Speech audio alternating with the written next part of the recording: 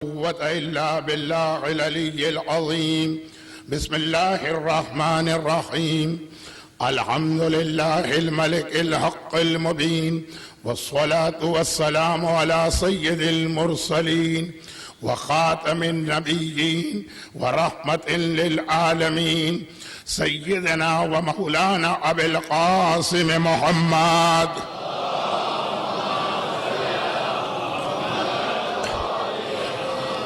وآله الطيبين الطاهرين المعصومين المظلومين المنتجبين الميامين، سيما على الإمام المنتظر والحجة الثاني عشر، اللهم أجل له الفرج. أما بعد، فقد قال الله عز وجل في كتابه المبين وفرقانه المتين وقرآنه المجيد: بسم الله الرحمن الرحيم. فلا وربك لا يؤمنون حتى يحكموك فيما شجر بينهم ثم لا يجدوا في أنفسهم حرجا مما قضيت ويسلموا تسليما.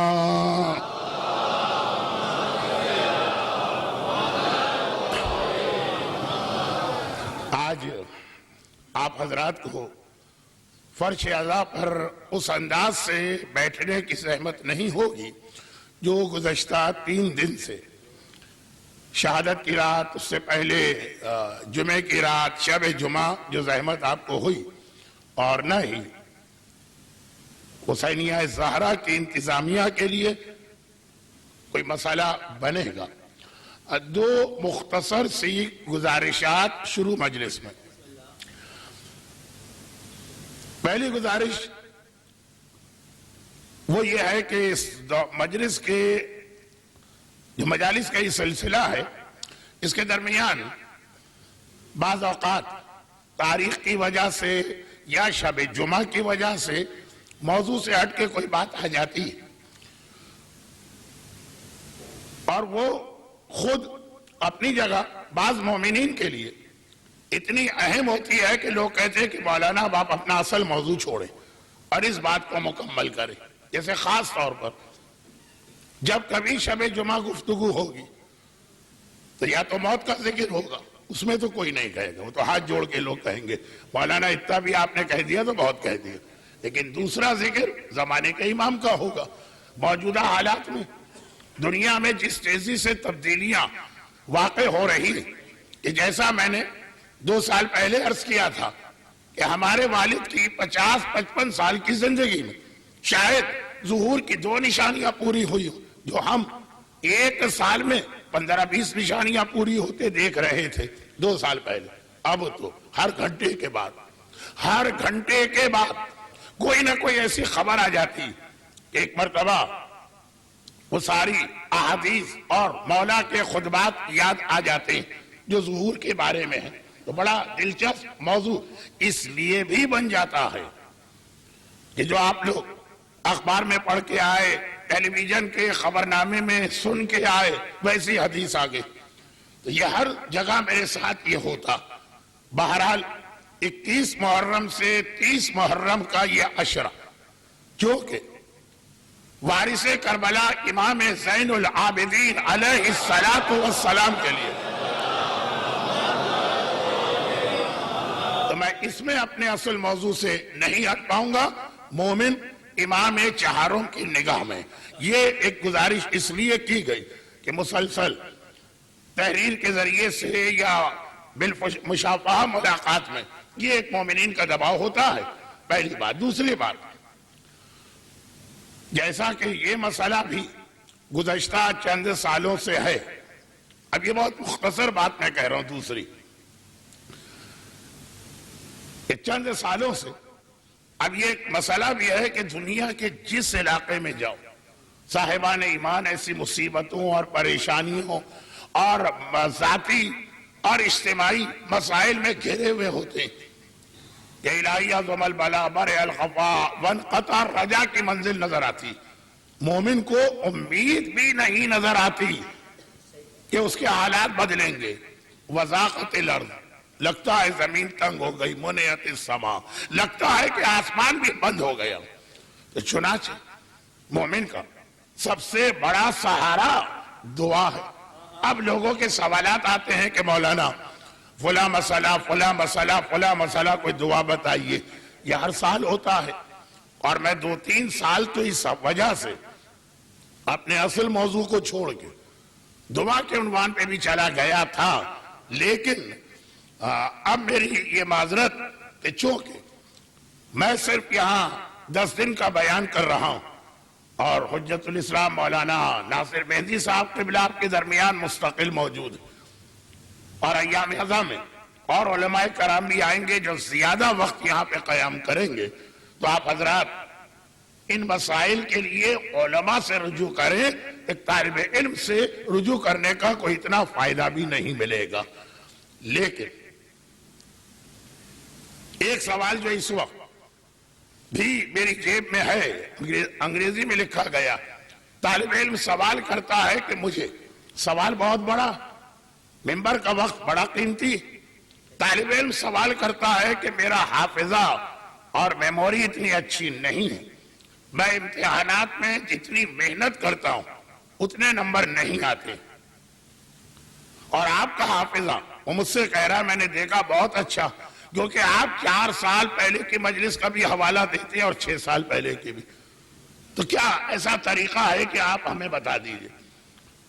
بہرحال اس سے پہلے بھی حافظے کے حوالے سے میں نے کچھ گزارشات کی تھی، لیکن قابل احترام عالم آپ کے درمیان بھی موجود ہے جو پورا سال اپنے وقت کا ہر لمحہ آپ کو دینے کو تیار. اور ابھی علماء بھی آئیں گے. میں اپنے حافظے کے بارے میں اتنا کہہ دوں کہ یہ انتہائی ناقص و ناکارہ. ممبر پہ جا کے یہ ممبر کی برکت ہے کہ پتہ نہیں ذہن میں کون کون سی باتیں آ جاتی ہیں. بعد میں خود بھی کوشش کرتا ہوں یاد کرنے کی تو مجھے یاد نہیں آتا. تو ایک تو طریقہ یہی ہے کہ آپ جتنا زیادہ ذکر امام اور ذکر حسین کریں.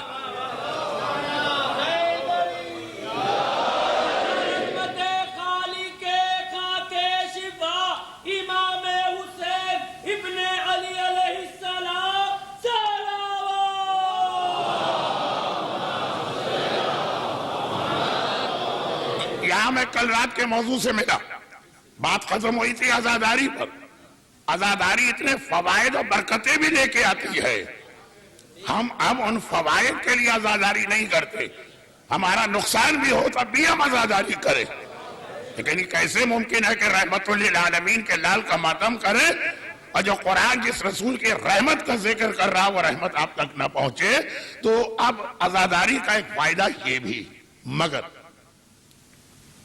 یہ جو ان طالب علم نے کہا کہ مولانا آپ 4 سال اور 6 سال پہلے کی مجلس کا حوالہ دیتے، یہ ایک ایسی شکایت ہے جو میرے پیچھے پیچھے ہر جگہ چل رہی ہے. جہاں جہاں میں مجلس پڑھنے جاتا ہوں جیسے ہی مجلس ختم ہوتی ہے تو مولانا آج کل سے مطلب ہے 10 سال آپ کے یہاں ریپیٹیشن اور تکرار بہت ہو گئی.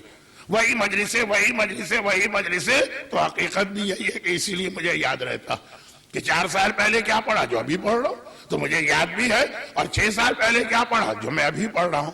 چنانچہ آپ حضرات سے اس حوالے سے 2 گزارشات. اچھا یہ زیادہ شکایت جو ہے نا یہ ان لوگوں کو ہے جو مجالس کے عادی ہو گئے.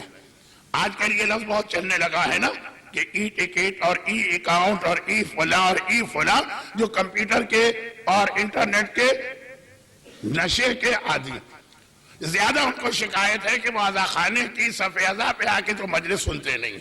وہ اپنے گھر کے آرام دہ ماحول کے اندر بیٹھے ہوئے ہیں، ساری دنیا کی مجلسیں سنے جا رہے ہیں اور بار بار سنے جا رہے ہیں. ان کو ایسا لگتا ہے. لیکن اس مجمع میں بھی یقیناً کچھ افراد ہوں گے. تو میں 2 گزارشات کروں گا کہ بعد مجلس جب آپ عزاخانے سے باہر جا رہے ہیں تو سیدھے ہاتھ پر آپ کے لیے وہ بہترین انتظام ہے جس کی حدیث ابھی آنے والی، رحمتوں کا اور برکتوں کا دروازہ کھولا.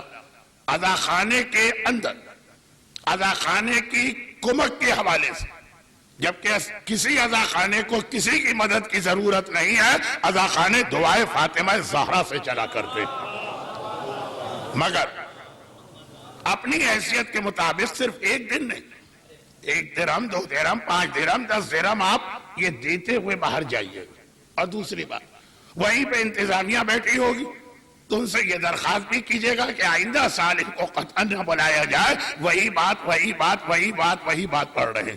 میرا مسئلہ حسینیہ زہرا کی وہ انتظامیہ جو اس انداز سے خلوص والا اصرار کرتے کہ میں منع بھی نہیں کر سکتا، آپ حضرات کی شکایت بھی مجھے معلوم ہے، ان سے میں منع بھی نہیں کر پاتا، تو اگر یہ دونوں آپس میں خود ہی ایک دوسرے سے بات چیت کر لیں، انتظامیہ اور آپ، ہر آدمی باہر جاتے وقت، اور خواتین بہرحال اپنا پیغام مردوں کے ذریعے بھیجوا دیں تو میرے لیے بھی بڑی آسانی ہو جائے گی. اس حوالے سے ایک افسوس تو ہوگا کہ جو ایک ثواب، ایک خدمت، ایک میں اپنا قیامت کا توشہ تیار کر رہا، سب سے بڑھ کر جو دعائے زہرا میں شامل ہو رہا، اس سے محروم ہو جاؤں گا. لیکن دنیا کے کسی نہ کسی علاقے میں ہم لوگ تو پورے سال امام زمانہ کے نوکر ہیں، فاطمہ زہرا کے غلام ہیں، کہیں نہ کہیں خدمت کا سلسلہ ہوگا. آپ حضرات جو دن بھر کے تھکے ہوئے اس گرمی میں کام کر کے رات کو آتے ہیں کہ کوئی نئی بات سننے کو ملے، آپ حضرات کی شکایت دور ہو جائے گی. غالباً اتنی تمہید آج کے لیے کافی کیا بہت زیادہ ہو گئی. درود بھیجیں تاکہ میں اپنے موضوع پہ چلوں.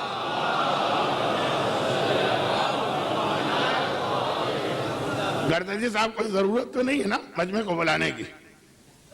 کوئی بتائے.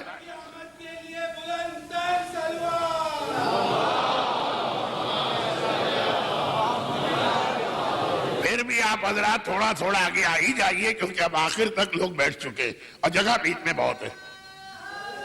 تھوڑا تھوڑا برائے خوشنودی ہے چاردہ معصومین. جی آپ لوگ ٹھیک ہے، پیچھے والے.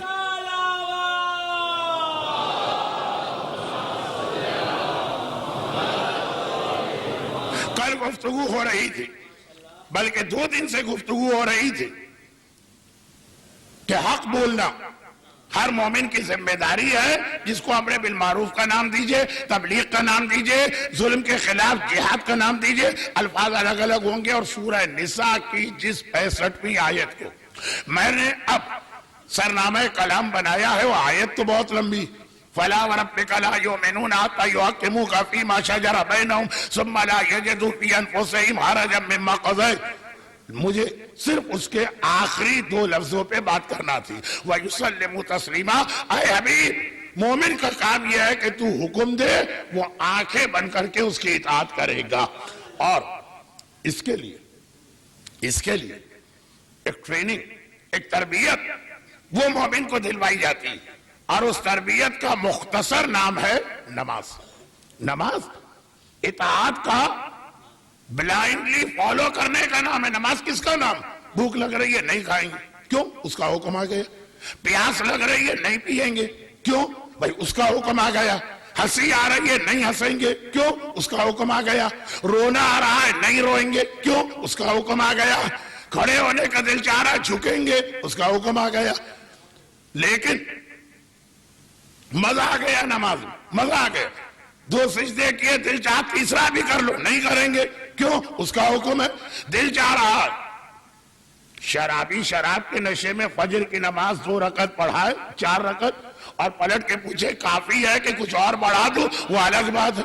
یسلم تسلیمہ کا ماننے والا چاہے کتنا ہی دل چاہ رہا ہے 2 رکعت نماز ہے تو 2 رکعت ہی میں ختم کرے گا.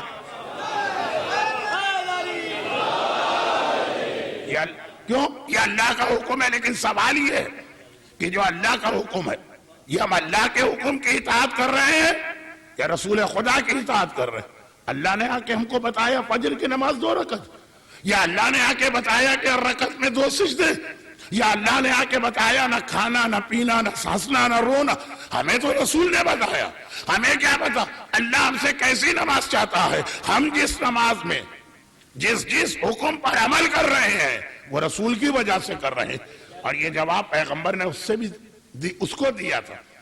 نماز پڑھا ایک فقہی مسئلہ ہے کہ اگر واجب نماز میں ماں پکارے یا باپ آواز دے، ان کو جواب دینے کے لیے نماز کو توڑا جا سکتا ہے کہ نہیں؟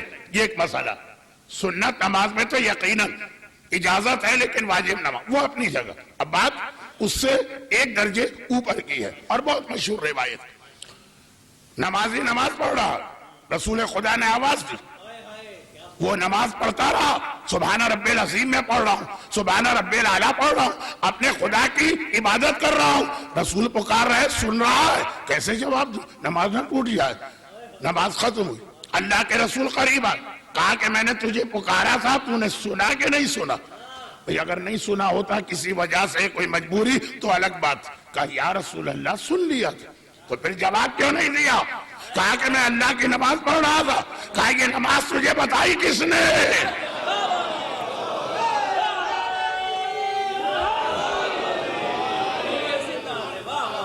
اب اتنی مشہور روایت ہے, اس کے اندر پیغام یہی ہے کہ اصل نماز یقیناً اللہ کے لیے قربتاً اللہ, لیکن یہ یسلمو تسلیمہ رسول کی خاطر ہے. جیسا جیسا رسول بتاتے گئے ویسا ہم نماز پڑھتے گئے, تو یہ نماز جس کی فضیلت اور فائدے کل آئے, اور اس کو میں ایک جملے میں سمیٹ کے آج کے عنوان پر ہوں, جس کی فضیلت اور فائدے کل آئے, وہ ایک مکمل ٹریننگ کا پروگرام, ایک مکمل تربیت کا نصاب ہے یسلمو تسلیمہ کے لیے. اور جو کل میں نے 2 روایتیں پڑھی اپنے چوتھے امام کی, اس کو جمع کیجئے. بچہ کنویں میں گر گئے. اچھا وہ عام بچہ نہیں, وہ ہمارے 5ویں امام, امام محمد باقر علیہ السلام ہے. اور عام ماں نہیں ہے, حسین مجتبیٰ کی سب سے بڑی بیٹی ہے, جس سے آقا حسین انتہائی محبت کرتے تھے.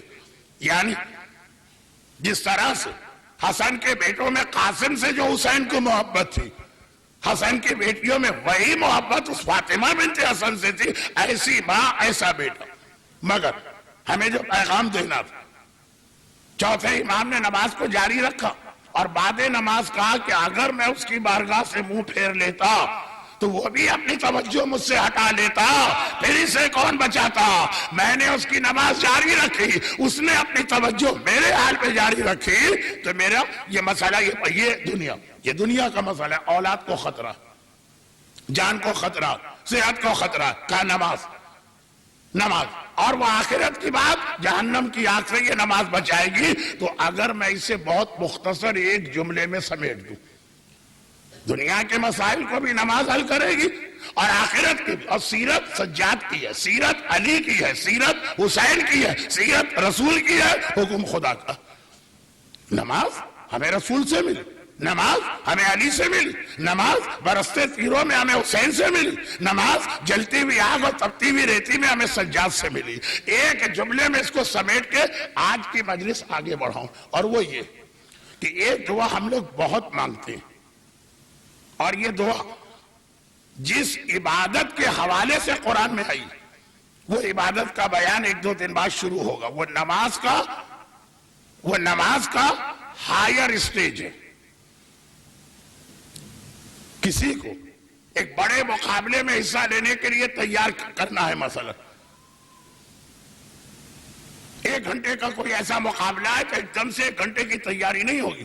5 منٹ, پھر 10 منٹ, پھر 15 منٹ, پھر 20 منٹ. یہ ہمارا بھی مسئلہ. ڈاکٹر حضرات کہتے ہیں مولانا وزن کم کیجئے, لیکن یہ نہیں کہ ایک دم سے کم کریں, ختم ہو جائیں گے آپ, کولیپس ہو جائیں گے. ہر ہفتے تھوڑا تھوڑا.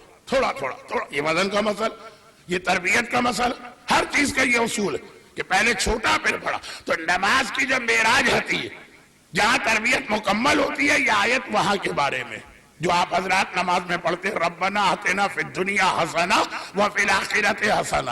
اے خدا ہمیں دنیا میں بھی حسنہ عطا فرما اور آخرت میں بھی حسنہ عطا فرما.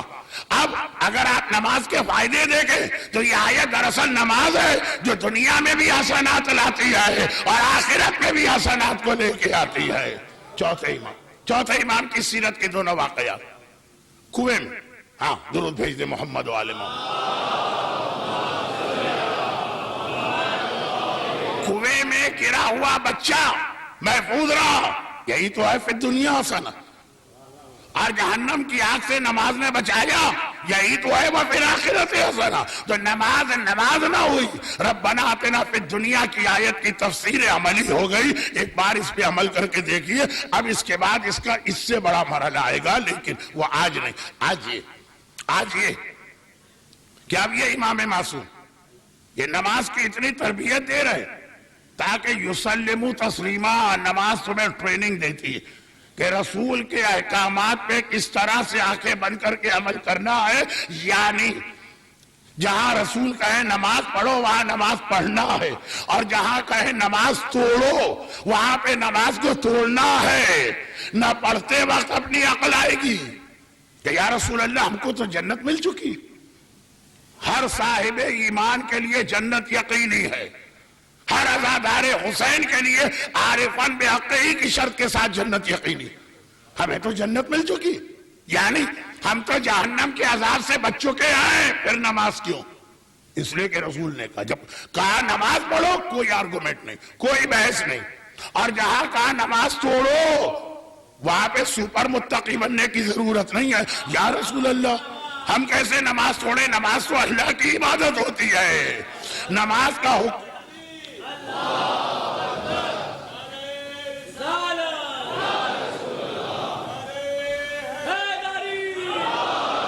تو یہ نماز یسلم و تسلیمہ ہے. پڑھی بھی اس وقت جائے گی جب رسول کہیں گے، توڑی بھی اس وقت جائے گی جب رسول کہیں گے. مکمل تربیت ہے. مگر یہ تربیت کیوں ہے؟ تاکہ آگے کی زندگی میں، عملی زندگی میں رسول کا حکم مانو. یسلم و تسلیمہ تو اصل عام زندگی کا حکم ہے، نماز اس کی تربیت ہے. اب عام زندگی میں رسول. آئیے اب ہم چوتھے امام کے 2-3 چھوٹے سے واقعات پڑھ کے اپنے اصل موضوع پہ چلتے ہیں. پہلا واقعہ، آج تک عالم اسلام افسوس کرتا پیغمبر کی وصیت عمل نہیں ہوا. بہت احتیاط سے جملہ کہہ کے آگے بڑھ گئے، مگر پیغمبر کی اور بھی تو وصیتیں ہیں.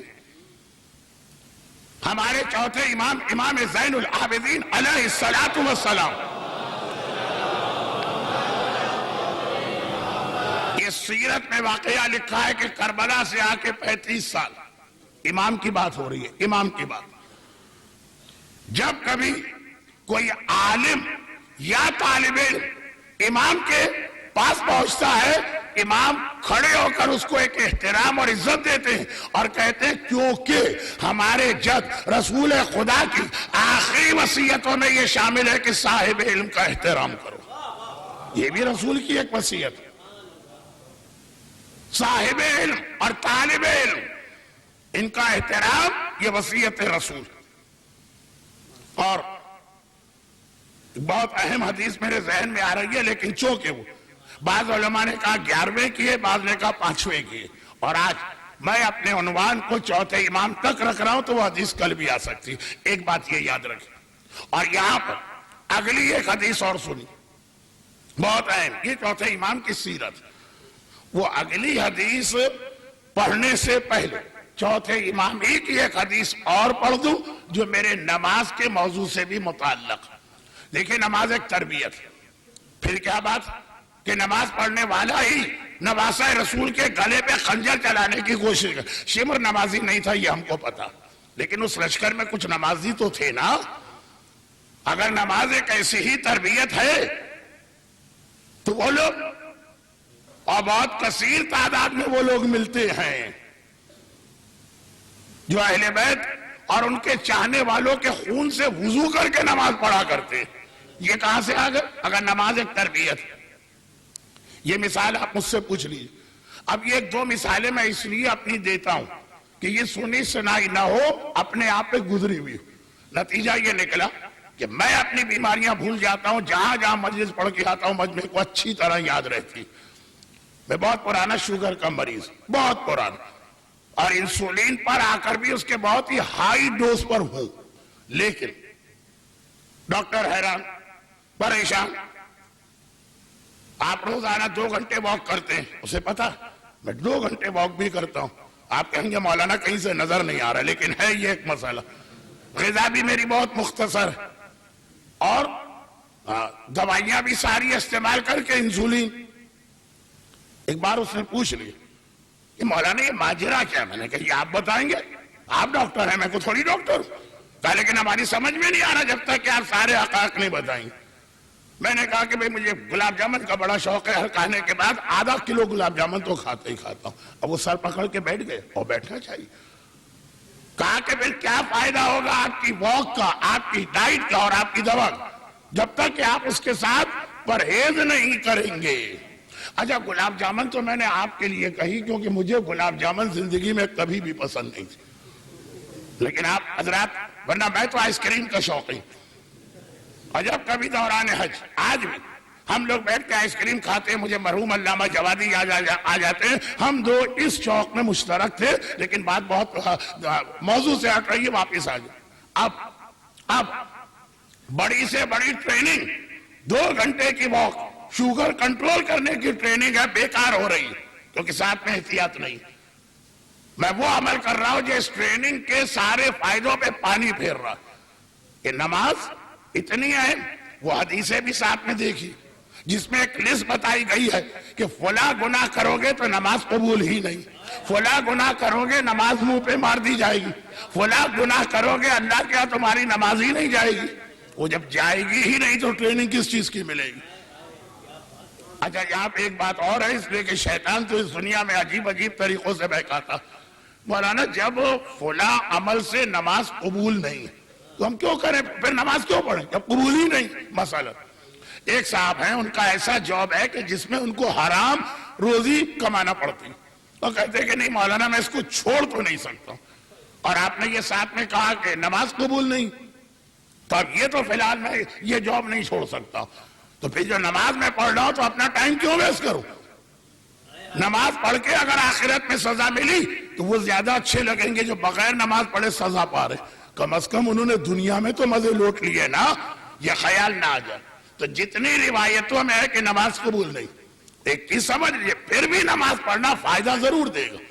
جیسے اگر میں اپنا ہاتھ گلاب جامن سے نہیں روک سکتا ہوں تو یہ سوچ کر میں انسولین لگانا چھوڑ دوں، ٹیبلٹ کھانا چھوڑ دوں، واک کرنا چھوڑ دوں تو اور نقصان ہوگا۔ بہرحال وہ فائدہ نہیں مل رہا دوا کا جو ملنا چاہیے، لیکن بالکل دوا ترک کر دی جائے تو ڈبل نقصان ہوگا۔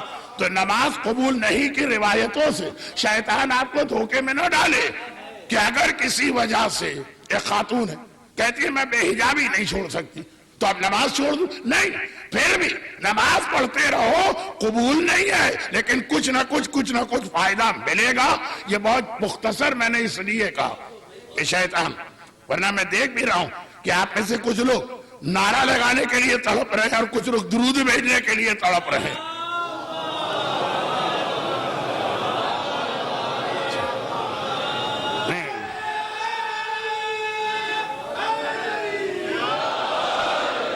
آج ورکنگ ڈے ہے، مجھے مجلس وقت پہ ختم کرنا ہے، اگرچہ روزانہ ہی میں ٹائم کا خیال کر رہا ہوں، تو بات یہ ہے کہ نماز قبول نہیں، اصل یہ بات وہ تربیت ہے۔ پھر پاک و پاکیزہ خون سے وضو کر کے یہ ظالم نمازیں کیسے پڑھ رہے ہیں؟ اس لیے کہ ساتھ میں جو پرہیز اور احتیاط ہے وہ نہیں کیا جا رہا، اور وہ بھی چوتھے امام کی ایک حدیث سن لیجئے، فرماتے ہیں سیدھی سادی بات، ہم یہی کہیں گے تفصیل میں پڑھے بغیر کہ یہ سارے لوگ ظاہری اعتبار سے منافق ہیں، جو کلمہ رسول کا پڑھے اور خنجر آل رسول پہ چلائے، لیکن حقیقت میں تو سمجھیے کفر ہی کی منزل ہے نا۔ چوتھے امام نے فرمایا اصول الکفر ثلاثہ، یہ جو کفر کہیں پیدا ہوتا ہے نا تو اس کی جڑ، اس کا بیج 3 چیزیں، اگر یہ 3 میں سے کوئی ایک چیز آدمی کے پاس آ جائے تو گویا آپ نے بیج بو دیا۔ اب اس کے بعد اگر موافق حالات ہوں، پانی دیا جائے، باقی جو شرطیں تو یہ درخت بن جائے گا، اور وہی اگر روک دیا جائے، وہی بیج کو نکال کے پھینک دیا جائے تو بچ جائے گا۔ اصول الکفر کہا یہ ساری خرابیاں جو پیدا ہوتی ہیں اس کی جڑ کیا؟ کہ لفظ جڑ، اصول اصل کے معنی ہی جڑ ہے، کہا کہ اس کی جڑ 3 باتیں ہیں، یہ نہیں فرما رہے کہ جس میں یہ 3 باتیں پائی جائے وہ کافر بن گیا، کہا کہ اس نے کفر کا بیج بو دیا۔ اب اگر ذرا بھی لاپرواہ ہو گیا تو اس میں پھر یقیناً کفر کا درخت نکلے گا، یہ کافر بنے گا۔ 3 باتیں، الحرص والحسد والتکبر، 3 باتیں۔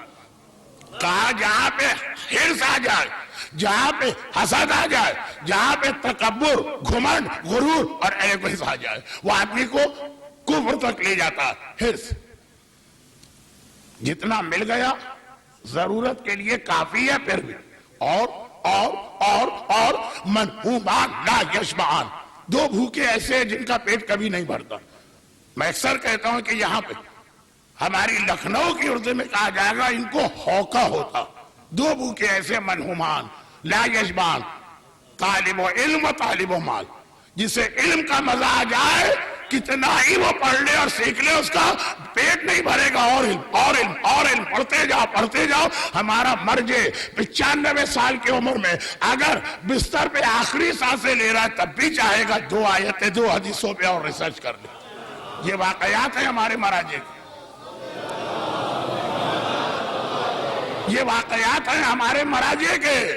آج کل مرجعیت دشمنی کے بھی ماحول ہے نا، اور زمانے کے امام کے ظہور کی یقینی پیشین گوئیوں میں یہ چیز شامل، پتہ ہی نہیں ہمیں نا کہ ہمارے مرجع ہوتے کون۔ مخالف نے تہمتیں لگائی، ہم نے تحقیق کے بغیر ان پہ یقین کرنا شروع کر دیا۔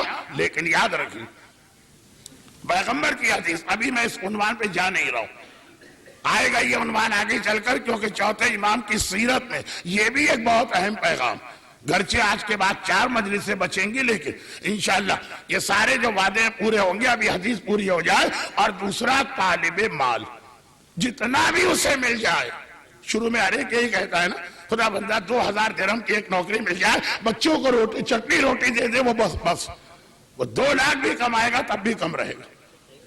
تو یہ جو ہے حرص، بلکہ ایک حدیث جو وہی انٹرنیٹ والوں نے 1000 دفعہ مجھ سے سن لی ہے، اور یہاں بھی کئی لوگوں نے سنی، اور اگر ذرا سا یہ حدیث کی تکرار ان کو ناگوار گزرے تو حسینیہ کی انتظامیہ نیچے تشریف فرما، اپنی شکایت وہاں درج کرائیے۔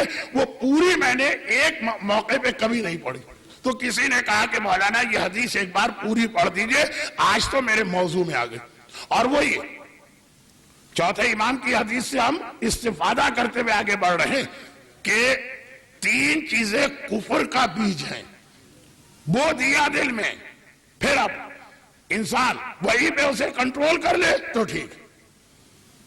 ایک لفظ میڈیکل کی دنیا میں آج کل بہت استعمال ہوتا، اتنا میرا ڈاکٹروں کے پاس آنا جانا رہتا ہے، ہر دوسرے دن کوئی نہ کوئی پرابلم، کہ آدھا ڈاکٹر تو میں بن ہی گیا ہوں، اور وہ محاورے پہ پورا اتر گیا ہوں، ڈاکٹر آدھا بنا محاورہ پورا ہو گیا، نیم حکیم خطرہ جان بھی اور نیم ملا خطرہ ایمان بھی۔ تو خیر اب یہ بات کہ بہت لفظ استعمال ہوتا ہے، فلاں آدمی اس بیماری کا کیریئر۔ کیا مطلب کیریئر؟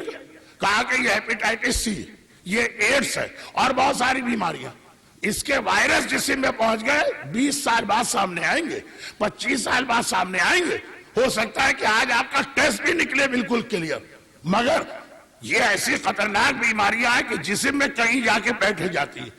مجھے تو بولنا ہی نہیں چاہیے، یہ تو طب کا مسئلہ ہے، لیکن جب ڈاکٹر حضرات دین کے مسئلے میں بولتے ہیں اور دخل اندازی کرتے ہیں تو اتنی اجازت تو مجھے بھی مل جائے۔ تو خلاصہ یہ اصول الکفر، 3 چیزیں، پہلی حرص، اس کے حوالے سے حرص کا مطلب ہاں جو آپ کی ضروریات ہیں عزت و آبرو کے ساتھ زندگی گزارنے کی، وہ پوری نہ ہو اور آپ مانگ رہے ہیں تو ٹھیک، لیکن آپ کو پتہ بھی نہ چلا اور آپ اللہ نے اتنا دے دیا، آپ نے ضروریات بڑھا لی، اب اور اللہ نے دے دیا، آپ نے اور ضروریات بڑھا لی۔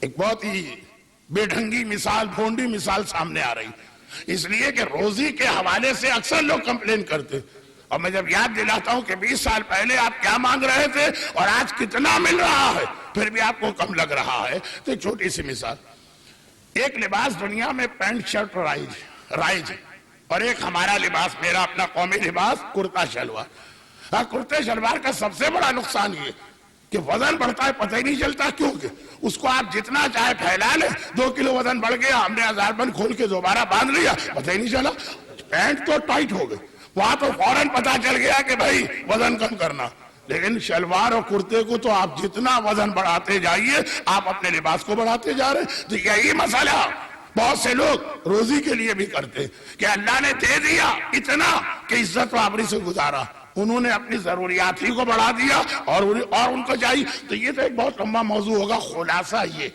کہ اللہ کے رسول نے ایک بار ہدیت الشیعہ آیت اللہ مشکینی کی کتاب, باب کا نام ہے باب الثلاثہ, یعنی اس چیپٹر میں وہ حدیثیں ہیں جن میں کوئی 3 باتیں بتائی گئی. تو اصل حدیث بھی اسی کتاب کی, گرچہ یہ دوسری کتابوں میں بھی کہ اصول کفر 3, اور پھر یہ جو ضمنی حدیث آ رہی ہے پہلے نقطے کو سمجھانے کے لیے حرص کہا, اے جبرائیل یہ فرشتے نہ کھاتے ہیں نہ پیتے ہیں نہ سوتے ہیں نہ آرام کرتے ہیں, وہ انسانی عوارض سے مبرہ منزہ پاک و پاکیزہ, لیکن کیا کبھی فرشتے ہنستے ہیں اور کیا کبھی فرشتوں کو رونا آتا؟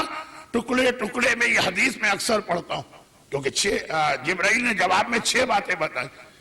ان 6 میں سے جو بات میرا عنوان ہوتی ہے مجلس کی وہ میں پڑھ دیتا ہوں, اور آپ دیکھیں گے کہ ان 6 میں سے اکثر چیزوں پہ میں الگ الگ مجلسیں پڑھتا ہوں. آج حسینیہ زہرا کی شب 26 محرم کی مجلس میں پوری روایت پڑھ رہا ہوں کہ اے جبرائیل کبھی فرشتے روتے ہیں یا ہنستے ہیں؟ کہا کہ یا رسول اللہ ان چیزوں سے ہمیں کیا سروکار اور کیا ہمارا تعلق, مگر 3 باتیں ایسی یہ فرشتوں کے سامنے آتی ہیں تو ہنستے ہیں اور اتنا ہنستے ہیں کہ ہنستے ہنستے بے حال ہو جاتے ہیں, اور 3 چیزیں ایسی ہیں کہ روتے ہیں اور اتنا روتے ہیں کہ روتے روتے بے حال ہو جاتے ہیں. پیغمبر نے کہا بتاؤ. اب یہ 3 کے باب میں چیپٹر میں یہ حدیث ہے, کیونکہ یہ کتاب اردو ترجمہ ہو چکی کہ اگر کسی کو جا کے چیک کرنا یا اپنے پاس حوالہ رکھنا تو 3 کے باب الثلاثہ 3 کے چیپٹر میں ملے گی کہ ہنستے کبھی فرشتے کا نمبر 1. جب اللہ نے ایک آدمی کو اس کی ضرورت سے بھی تھوڑا زیادہ دے دیا اور وہ یہی اللہ سے مانگتا تھا, لیکن اب اس کے اندر حرص و ہوس پیدا ہوئی, ایک مکان بنایا دوسرا, ایک کاروبار شروع کیا دوسرا, ایک جائیداد خریدی دوسرا, 2 ہو گئے 4, 4 ہو گئے 8, 8 ہو گئے 16. فرشتے ہنسنے لگتے ہیں کہ اے شخص کتنا لے گا, کتنا جمع کرے گا اور کس کے لیے, تیرے تو کام کا بھی نہیں ہے. جو مولا نے کہا جب میں کسی پیسے والے کو دیکھتا ہوں تو مجھے یاد آ جاتا ہے یہ پیسے کا مالک نہیں ہے, یہ امین ہے, ساری محنت کر رہا ہے, اس کے گھر والے اور اس کے بچے جا کے عیش و آرام کریں گے, اس کے پاس تو وقت ہی نہیں ہے پیسے کو استعمال کا. فرشتوں کو ہنسی آتی. کتنا لوگ قبر کو بھی سونے سے بھر دیا جائے تب بھی اس سے زیادہ ہے. دوسری بات دیکھیں, ایک ایک جملہ ایک ایک مجلس ہے, میں اپنے آپ کو بہت روکتے ہوئے آگے بڑھا. دوسری بات فرشتے ہنستے جب ایک آدمی سارا دن صبح سے شام تک گناہ پہ گناہ پہ گناہ پہ گناہ کر رہا, بازار میں گناہ, دکان میں گناہ, جاب پہ گناہ, مسجد میں گناہ, کسی سے ملنے گیا تو گناہ گناہ اور گناہ, اور پھر وہ شام کو تھکا ہارا گھر میں آیا. اب تو بستر پہ لیٹ کے سو جا, لیکن گھر میں آیا, نہایا دھویا, پھر ایک مرتبہ آرام سے بیٹھ کے رات کو بھی گناہ شروع کر دی. فرشتوں کو ہنسی آتی, کتنے گناہ کرنا, دن بھر گناہ کر کے بھی تیرا دل نہیں بھرا کہ رات کے بھی گناہ. اور یہاں پہ اکثر میں کہتا ہوں یہ حدیث 1400 سال پہلے کتنے لوگوں کی سمجھ میں آتی ہوگی. 1400 سال پہلے جیسے ہی سورج ڈوبا اندھیرا چھا گیا, لائٹ تو ہے ہی نہیں, موم بتی اور چراغ جلا جاتے ہیں, اور وہ بھی اتنی زحمت کا کام, لوگ جلدی سوتے ہیں جلدی اٹھتے ہیں. یہ حدیث تو لگا آج کے لیے ہے کہ گھر آئے اب ٹیلی ویژن ہے, اب ڈش ہے, اب کیبل ہے, اب انٹرنیٹ ہے, اب فیس بک ہے, اب ٹویٹر ہے, اب موبائل ہے, اب آئی پیڈ ہے, اب آئی فون ہے, اب چیٹنگ ہے. دن بھر گناہ کی ہے, اب رات بھر گناہ کی چیزیں بھی موجود. اور تھوڑی بہت اگر رکاوٹ آگے کے اتنے پیسے نہیں ہے تو کمپنیوں نے فری کر دیا, پیکج دے دیے, رات کے 12 سے صبح کے 5 تک آپ کے چارجز آدھے ہو جائیں گے. کچھ ملکوں میں تو بالکل فری ہو جائے گا. جبرائیل کی حدیث آج سمجھ میں آئی. لوگوں نے کہا مولانا پیغمبر کا فرمان ہے نا, مزاح المومن عبادہ, مومن کے مذاق ہنسانا مومن کو یہ ایک عبادت ہے. تو ہم تو عبادت کر رہے, جبرائیل کو ہنسا رہے, بیچارہ کب سے سیریس بیٹھا ہوا. بیچارہ آدم سے پہلے سے پیدا ہوا، اس کو ہنسنے کے موقع کہاں ملتے ہوں گے؟ یہ تو ہم عبادت کر رہے، یہ جسارت، یہ ڈھڑائی دیکھیے لوگوں کی، جو کہ جملہ کہا کسی نے۔ اور تیسری بات، فرشتوں کے ہنسنے کا موقع۔ ساری زندگی تو بے پردہ رہی خاتون، ساری زندگی تو اپنا بدن سارے نامحرموں کو دکھاتی رہی، کیونکہ حجاب اللہ کے لیے کیا جاتا ہے، اور اللہ خالی امام باڑے اور مسجد میں نہیں ہوتا ہے، شاپنگ مال میں بھی اللہ ہے۔ اللہ جو ہے دنیا میں ہر، اب یہ جملہ بھی میرا نہیں ہے، میرا مسئلہ ہے کہ وقت کم ہے تو میں حوالے نہیں دیتا، حوالہ دے دوں۔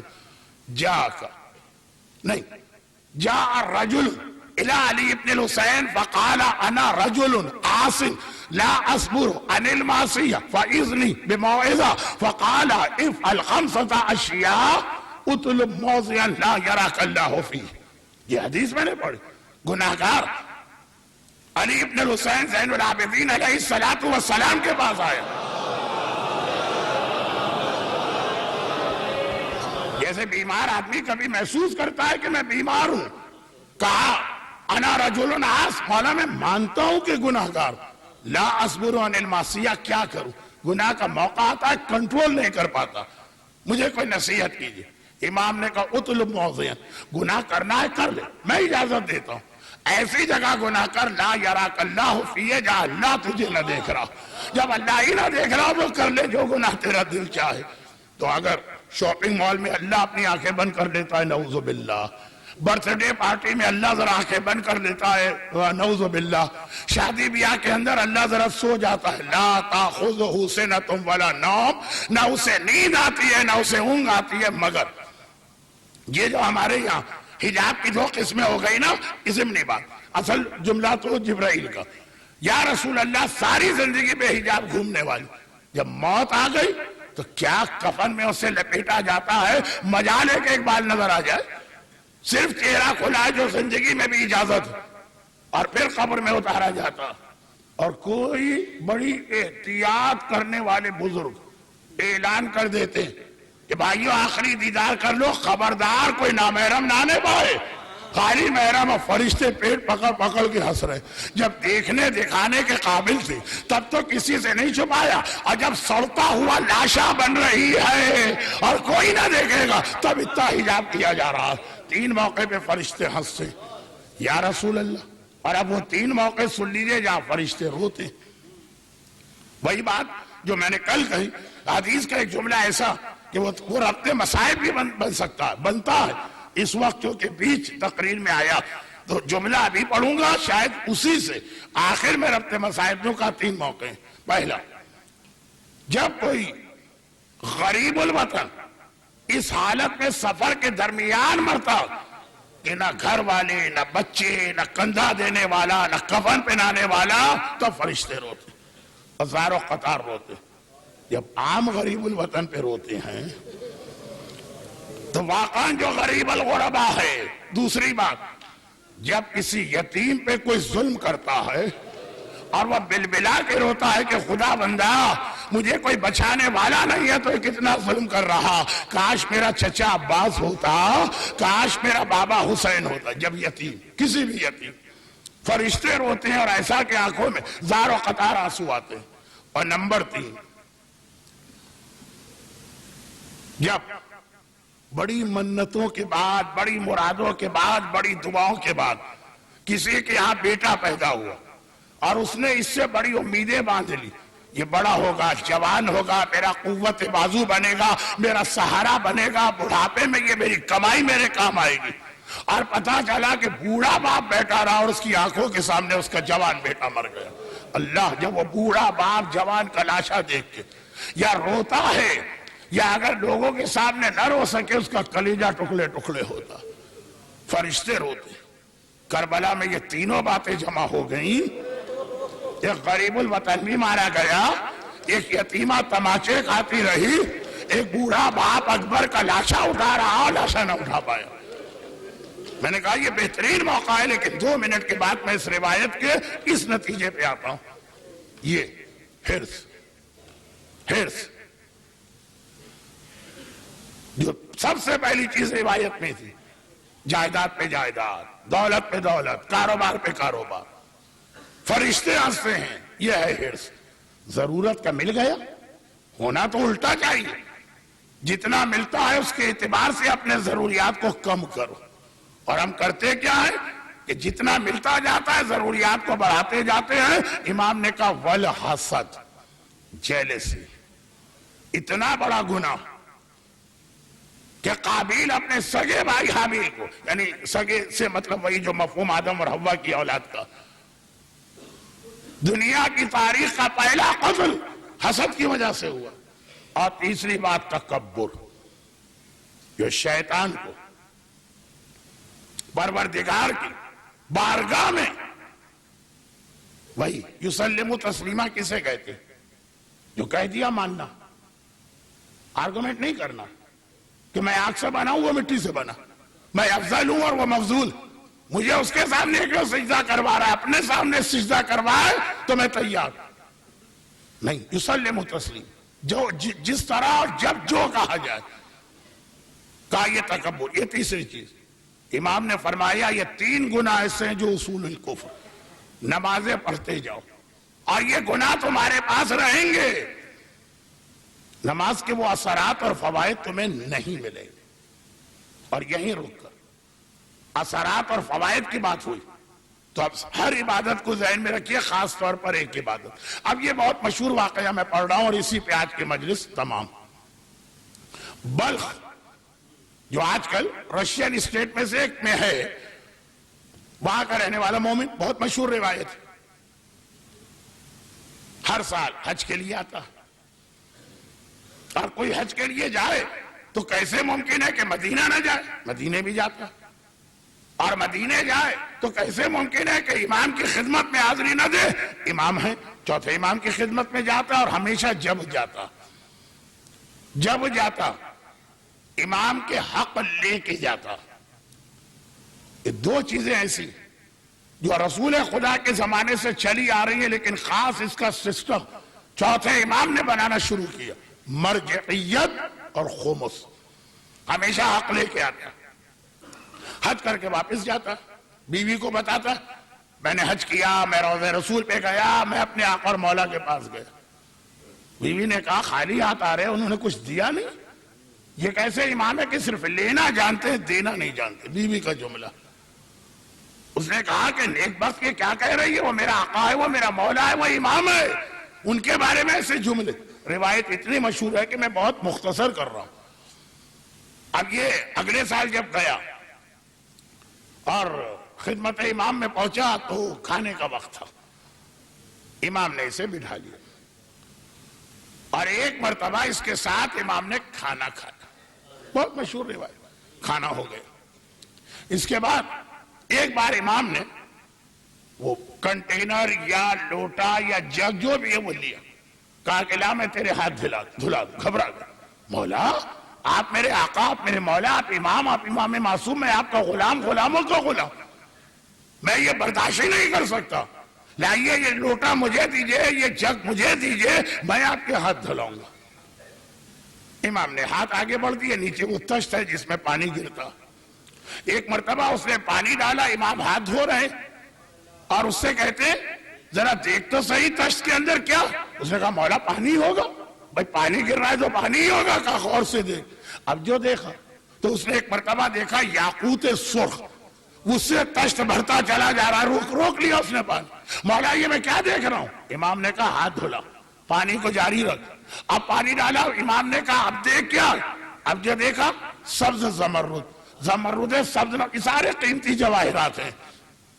آپ کو اتنا اندازہ نہیں ہوگا, اپنی بیویوں سے پوچھئے گا, خدا نہ کرے کوئی سیٹ کی فرمائش کر دے. اچھا خلاصہ یہ ہے, خلاصہ یہ, گھبرا کے کہا مولا یہ تو زمرد سبز ہے. امام نے کہا رک کیوں گیا ہے, میرے ہاتھوں دھلا دینا. ایک بار اس نے اور پانی ڈالا. امام نے کہا اب دیکھ کیا ہے, در ابیض, در نجف جسے کہتے ہیں وہ ہے, اور اب تشت بھر چکا ہے. امام فرماتے ہیں یہ اٹھا, یہ تشت اٹھا اور جا کے سفر سے واپسی میں اپنی بیوی کے حوالے کرنا اور کہنا امام لینا نہیں جانتا, امام دینا جانتا ہے, مگر پہلے امتحان لیتا. ہمارے یہاں بھی بہت سے لوگ خمس دیے جائے, ملتا کیا.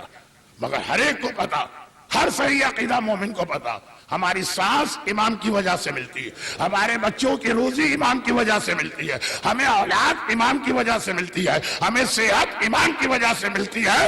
امام نے کہا لے جا کے اپنی بیوی کو یہ دے۔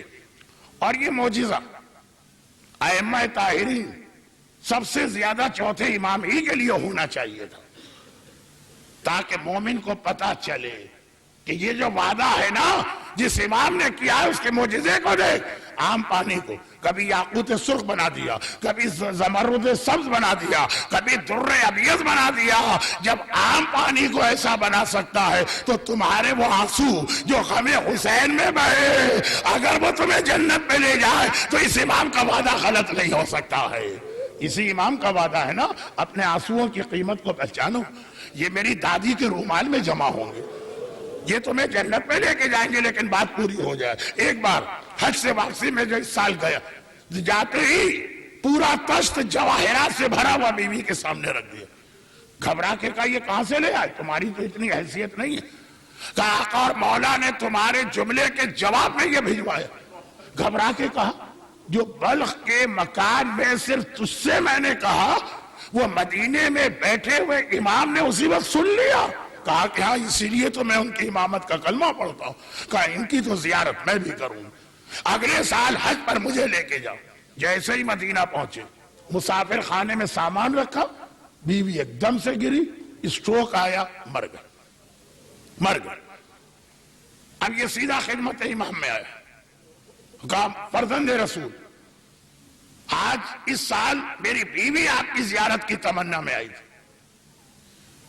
کیا ٹوٹی کمن؟ کہا کہ جب لب بام رہ گیا والا جو محاورہ ہے کہ جیسے ہی مدینہ پہنچی مسافر خانے میں پہنچی، سامان رکھ کے آپ کے پاس آنا ہے، اس کو موت آ گئی۔ امام نے کہا کوئی مسئلہ نہیں، مصلی بچھایا، 2 رکعت نماز پڑھی، دعا کے لیے ہاتھ اٹھائے، کہا کہ واپس پلٹ کے جا، تیری بیوی زندہ ہو چکی ہے۔ گھبرا کے کہا مولا مری ہوئی بیوی؟ کہا کیا زندہ ہو گئی؟ جا کے دیکھ۔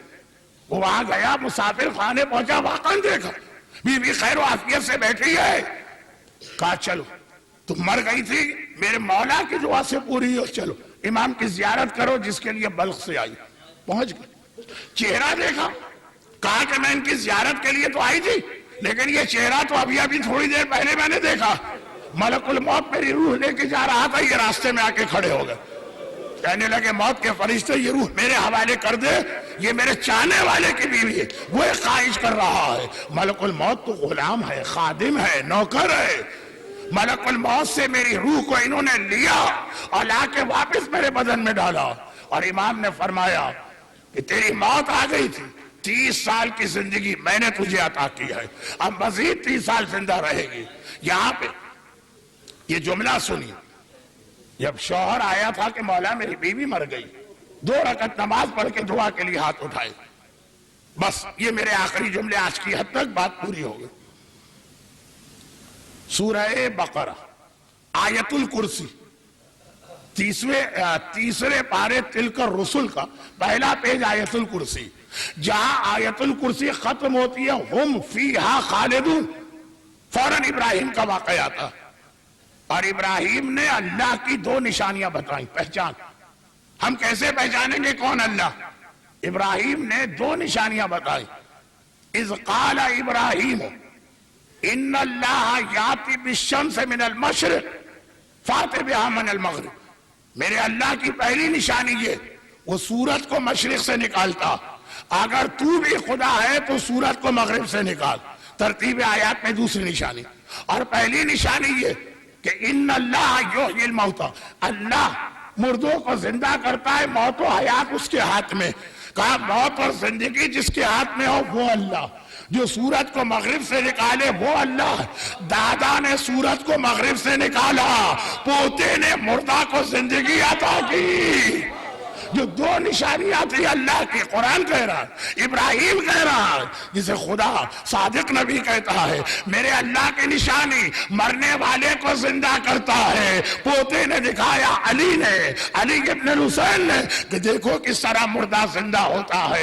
دوسری نشانی سورج مغرب سے نکلتا ہے، دادا علی نے بتایا یہ نشانی میں دکھا رہا، مگر اصل جملہ یہ، مگر کہیں ایسا نہ ہو کہ اس سے نصیریوں کو تقویت مل جائے، تو دادا علی نے سورج کو مغرب سے نکالا اور نماز پڑھی، پوتے علی نے مردہ کو زندہ کیا اور پھر نماز پڑھی۔ اور یہ بھی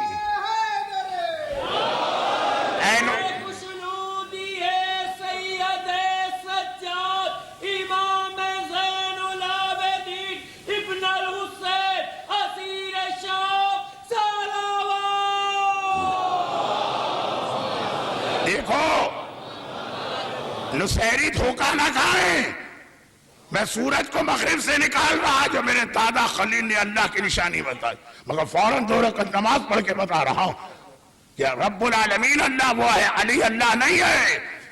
اور پوتے علی نے کہا کہ میں دادا سے بڑا معجزہ دکھا رہا ہوں، گرچہ علی نے بھی مردے زندہ کی، لیکن اس وقت کی بات ہو رہی کہ مردے کو زندہ کر رہا، لیکن نصیری نہ سمجھے کہ یہ تو خدا کرتا ہے، فوراً 2 رکعت نماز پڑھ کے بتایا کہ رب العالمین اور ہے، ہم اس کے نمائندے ہیں، ہم اس کی حجت ہیں، ہم اس کی طرف سے اس دنیا میں حکمران ہیں۔ اب اس منزل پر چوتھا امام مردے کو زندہ کر سکتا، عام پانی کو جواہرات میں بدل سکتا، مگر اپنی بہن سکینہ کے ایک سوال کا جواب نہیں دے سکتا، اپنی بہن کے ایک چھوٹے سے سوال کا جواب نہیں دے سکتا۔ جب سکینہ ایک مرتبہ زندان شام میں بیٹھتی ہے، آپ کو معلوم ہے کہ وہاں کوئی چھت تو تھی نہیں، گرمیوں کا وہ سورج اور سردیوں کی وہ ٹھنڈی ہوا اور برف، زینب اسی قید خانے میں اپنے لٹے گھر کو لے کے بیٹھی، گرمیاں جلاتی ہیں اہل بیت کو، سردیوں کی تیز ہوا، شام کا وقت ہے، سکینہ کی نگاہ آسمان پہ، دیکھا پرندے اڑتے جا رہے، سجاد بھیا یہ پرندے کہاں جا رہے؟ کہا زینب بہن شام ہو گئی، یہ سب اپنے اپنے گھروں کی جانب جا رہے ہیں۔ ننھی بہن پوچھ لیتی ہے بھیا تو وہ دن کب آئے گا کہ میں بھی اپنے گھر جاؤں گی؟ اللہ، خطیب منبر سلونی، علی کا پوتا علی ابن الحسین کائنات کے ہر مسئلے کو حل کرے اور ہر ایک کے سوال کا جواب دے، سکینہ کے سوال کا جواب نہیں دے سکتا۔ کیسے کہے بہن سکینہ ہم میں سے ہر ایک اپنے گھر جائے گا، مگر تجھے تو اسی اندھیرے قید خانے میں قیامت تک رہنا، اور یہی وہ جملہ ہے سکینہ تجھے قیامت تک یہاں رہنا ہے اس اندھیرے قید خانے میں۔ یہی وہ جملہ ہے جس کی وجہ سے زینب نے 2 جملے رہائی کے موقع پہ کہے۔ جب رہا ہوئی نا، قافلہ چلا کربلا کی جانب، زینب نے روک دیا، سجاد مجھے کربلا نہیں جانا، پہلے اسی شام میں اس قید خانے کی جانب میری سواری کو لے جاؤ جہاں میری ننھی بچی سو رہی۔ اونٹ ابھی قید خانے کے قریب ہی پہنچا تھا، زینب نے اپنے آپ کو گرایا، زندان شام میں آئی، شام کی عورتوں سے کہا تم بھی صاحب اولاد ہو، بچے رات کے اندھیرے میں ڈر جاتے ہیں، اور یہ تو ایسی بچی ہے جس نے تماچے بھی کھائے ہیں، جس نے کوڑے بھی کھائے ہیں، بڑی سہمی بھی ہے، وعدہ کرو کہ روزانہ شام کو آؤ گی اور یہاں چراغ چلا جاؤ گی تاکہ میری بچی اندھیرے میں نہ ڈرے۔ اور ایک جملہ سکینہ سے کہا، سکینہ تیری پھوپھی بڑی شرمندہ ہے، کربلا سے لے کے آئی تھی، شام میں چھوڑ کے جا رہی ہے، لیکن زینب کا وعدہ ہے بیٹی میں تیرے پاس واپس آؤں گی، قیامت تک اپنی سکینہ کے ساتھ اسی شام میں رہوں گی۔ الا ولعنت اللہ علی اعدائہم اجمعین وَسَيَعْلَمُ الَّذِينَ ظَلَمُوا أَيَّ مُنْقَلَبٍ يَنْقَلِبُونَ۔ خدا بندہ یہ صاحبان ایمان جو میرے مظلوم آقا سجاد کا ماتم کر رہے، جو میری مظلومہ شہزادی زینب کے مصائب پہ گریہ کر رہے، جو میری معصومہ شہزادی سکینہ کے مصائب پہ رو رہے، ان کو، ان کے گھروں کو، ان کی روزی کے ذرائع کو، ان کی اولادوں کو دنیا اور آخرت کی ہر پریشانی سے محفوظ فرما، ان کی ساری حاجتیں پوری فرما، ان کے مرحومین کی مغفرت فرما، بیماروں کو شفائے کاملہ عطا فرما، سکینہ کے ماننے والوں کو بھوک اور پیاس اور رزق کے ہر امتحان سے محفوظ فرما، اور ان مظالم کے انتقام کے لیے ظہور امام میں تعجیل فرما۔ ماتم حسین چلے